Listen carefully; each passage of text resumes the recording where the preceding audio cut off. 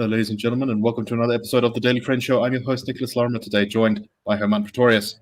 Let's get into the first news story today, and this is that the government of national unity is under a lot of stress right now. And that is because of the president's intention to sign the BELA Bill, the new education amendment bill, into law on Friday. The DA put out a statement that says, quote, the DA has learned that President Ramaphosa intends to sign the Basic Education Laws Amendment Bill into law on Friday, the 13th of September. If he proceeds, despite the DA's strong objection, he will violate both the letter and the spirit of the joint statement of intent that forms the basis of the government of national unity. During the negotiations, the DA made it clear that the BELA Bill was unacceptable to us in its current form because it has constitutional implications for the right to mother tongue education, among other issues. The DA urged President Ramaphosa to send the bill back to Parliament for a few simple amendments to bring it in line with the Constitution. The DA went on to say, the DA regards this issue in the most serious light, and I, John Steenhuisen, will convey to the President the destructive implications it holds for the future of the government of national unity. That's quite a strong statement, Herman. And I mean, does that mean that if Ramaphosa does indeed sign the BELA Bill into law on Friday, the government of national unity will collapse? Or at the very least, the DA will leave it? What do you make of this? I don't think we're at the point of collapse yet. I think the DA would look weak if it walks away from the GNU without. This Friday. I don't think that would be wise, and I don't think we're quite there yet. The DA's position is that with amendments, the BELA Bill could be, brought to a level of acceptability, which I have my concerns about. It is quite a far-reaching piece of legislation. I think the BBC called it the most far-reaching educational transformation since the end of apartheid. It contains quite hectic things about regulating homeschooling, which I don't particularly like. It has consequences for forced school attendance with the possibility of criminal sanction to parents if that is contravened. And it has this thing about, risking mother tongue education, which the ANC has always used as a bludgeon to just beat Afrikaans with, where it can get the opportunity, because Afrikaans in their mind is a white language, even though it isn't, and is language of apartheid, even though it isn't a white language. So it is worrying, and what makes it even further worrying politically is that the portfolio of basic education is a DA portfolio. So it would put Siviwe Garube in an incredibly difficult position, being the minister responsible for basic education, and then the president just ignoring the minister's input on this legislation. So I don't know if this is a contrived confrontation, if the DA and the ANC have decided let's make a show of finding something to disagree about, so that we can show we can agree and sort of have this fake confrontation with positive effects following from it. I hope that is the case. I think Garube herself will be in a very, very tough position if this doesn't happen, if the law is signed on Friday. And from what I can hear, this is not the DA yet preparing to leave the GNU, but this is part of a sign from the DA side that they won't just be co-opted into the ANC's agenda. Yes, no, this bill is going to disempower communities, principals, parents, and empower essentially bureaucrats in the provincial administrations who, let's just say, don't have a stellar track record of delivery or even holding the interests of children at heart. Yeah, this is kind of interesting in the way this sort of happened, right? Because the president announces this, and the DA from its statement seems to imply that it didn't seem to be told of this beforehand. It seems like the decision to sign this into law has kind of gone ahead without telling them. So they're feeling, I think, a little bit left out in the cold. And I wonder whether, this is going to cause a problem for Ramaphosa, because Ramaphosa has very aggressively been trying to look like he's not, as some people in the ANC have accused, a puppet of the DA, even though that's a ridiculous position to hold. It is a criticism being made within the DA, sorry, within the ANC about Ramaphosa. But now, if there's a sort of big stand-up confrontation, it creates a real dilemma for him. Either he risks the GNU as kind of a whole because of the DA leaving this. I mean, it's also possible if just one other party leaves, then the thing doesn't have a majority anymore, and the government essentially is not functional. So he risks the GNU, or he risks now having to agree to withdraw it, which is a very public way of face down with the DA, which will then only fuel the fires within the ANC that he is a quote-unquote puppet of the DA. Yeah, I think strategically for Ramaphosa, this was not very sharp. What do you think? And another concern that I've heard from people within cabinet is that the great frustration is so far that the ANC seems unwilling to accept that it isn't a majority party anymore. And if it did announce, if the presidency did, as it were, go rogue and not inform the basic education's minister that there would be the signing of this educational legislation, then that is another concern that the ANC really is still behaving as though it is a 57% party, which doesn't bode well for the GNU in terms of its stability and its feasibility long term. But it also is worrying for the ANC because they've spoken about how, you know, there's been a change of rhetoric to some extent with the ANC after the GNU.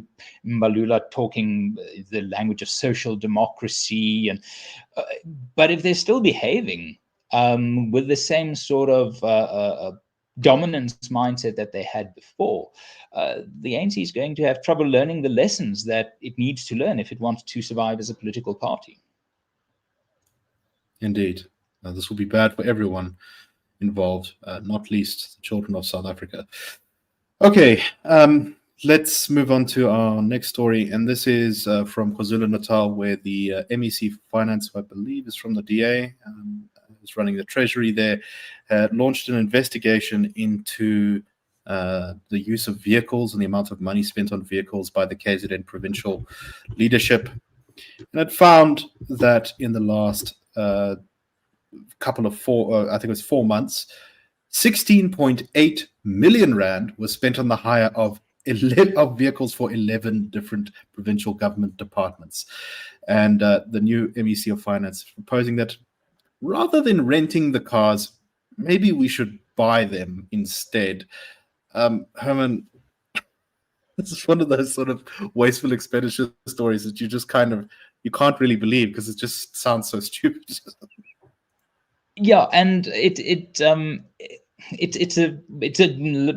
good win for the MEC, Mr. Rogers there in KZN for the DA, because this is, I mean, the public would welcome this, I think, across the board. I don't think there's anyone who can really say, oh, you know, we could spend 16 million rand over 4 months on vehicles, or we can build some really good classrooms at some really desperate schools, and someone would go, no, I think the cars, that's the people's will. So I think it's low hanging fruit. It's a good political win. It's the type of stuff that the DA did successfully here in 2016 when they took over Tshwane, you know, got rid of mayoral mansions and stuff like that. It's really the easy stuff to achieve a win on.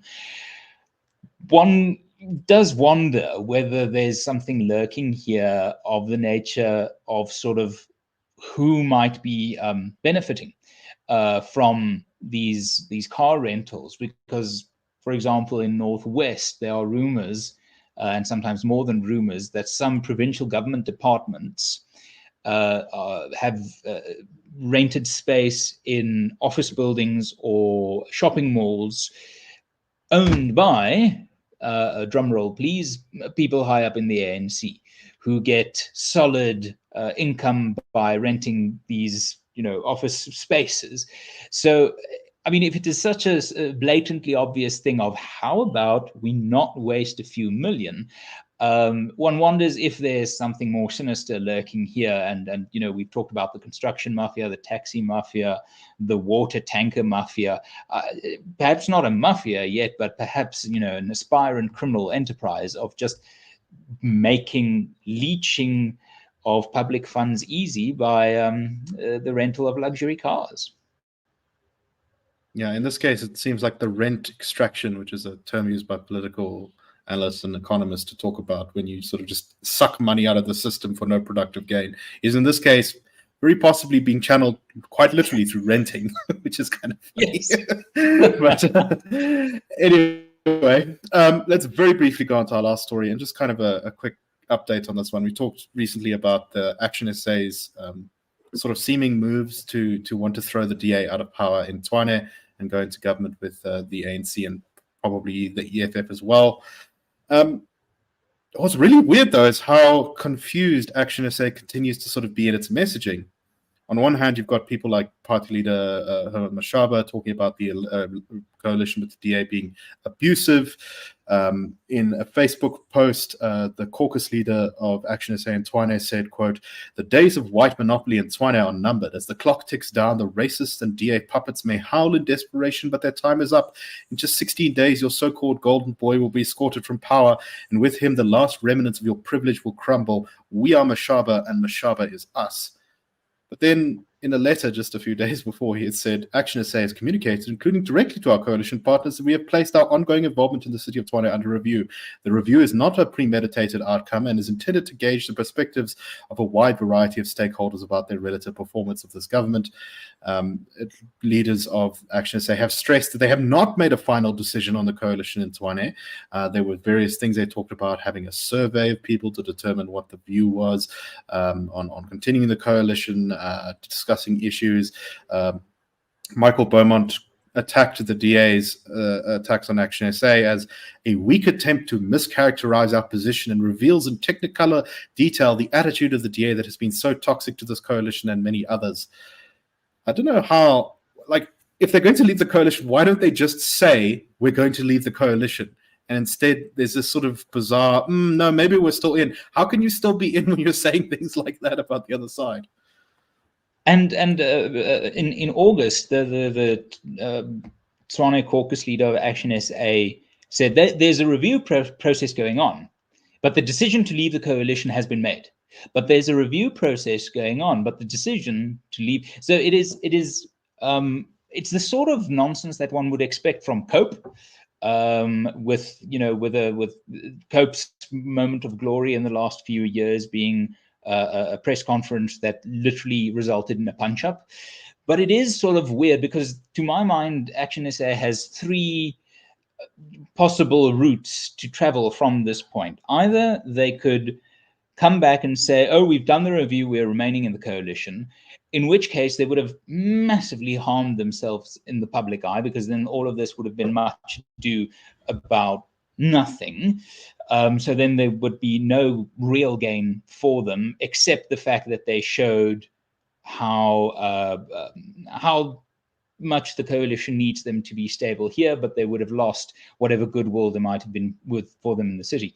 The other option is that they would be going into coalition with the ANC and the EFF, or the ANC and another party, because the ANC and ActionSA together can't get a majority in council. In which case it just blows up in their face, because then the DA's message over the last month will be proven true.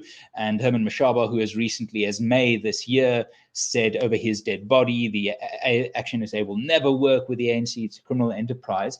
But then the third option is that they sort of leave the coalition, but then they don't vote to remove the coalition from power, that they sort of try to take the equivalent of an India on the geopolitical stage position, where they try to show they are, kingmaker, because both the ANC and the DA, on the other hand, need them in power, and that's sort of this way for them to leverage the maximal influence they could get. whatever option might come about, it's bizarre that this review has taken so long. It's bizarre that Mashaba has already made clear that it's an abusive relationship and he wants to get out of it. But Beaumont says they won't, and then ActionSA and Tshwane says, oh, the coalition is done.